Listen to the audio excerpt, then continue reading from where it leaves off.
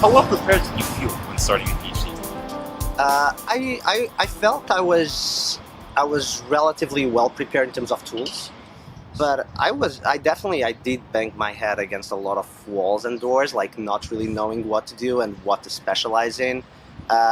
Some of my classmates, for example, had been research assistants at central banks, at the Federal Reserve, or just research assistants for professors, and those people had like a much earlier contact with actual research, and they tended to have much better focused research interests, which is something that I kind of did not have, but it worked out.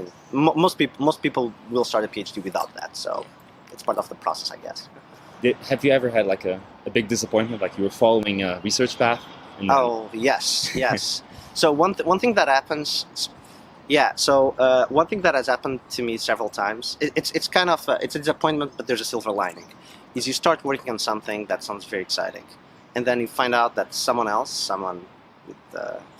more senior, for example, someone with much more experience, is working on the exact same topic, and okay, you're screwed, because that person will probably do a better job than you, and that person is more senior than you, so that whatever that person writes is going to have more impact than whatever you write.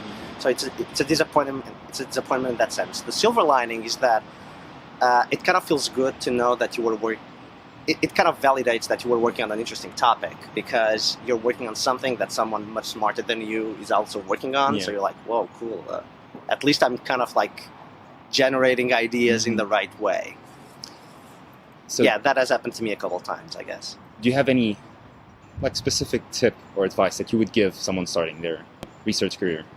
Well, I don't know. I guess just like really just do whatever you like. Mm-hmm. It's because doing a PhD and being a researcher in general can be extremely frustrating at times, just because the whole process of producing research is so non-linear. You sometimes spend like months without getting anywhere, and then you get like a lot of stuff done in a couple of days. So it can be an emotional roller coaster, and a lot of people actually give up, quit their PhDs or give up on academia just because they can't really cope with that.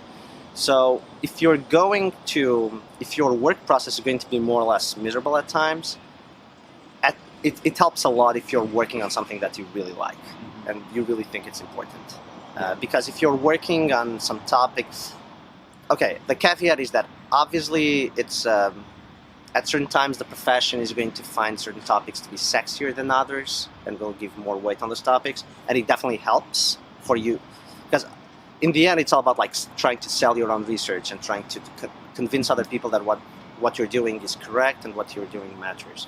So it definitely helps to beautify your research a little bit and make it more aligned with whatever the profession is interested in right now.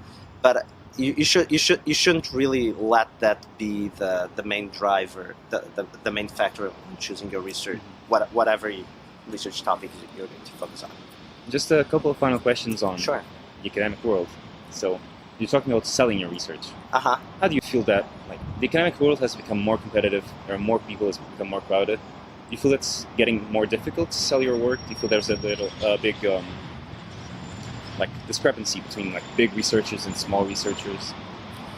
I mean, it's true that things are getting more competitive, and you talk to like older, more senior people, and everyone tells you that it was easier, for example, to publish in top academic journals 30 years ago than it is nowadays.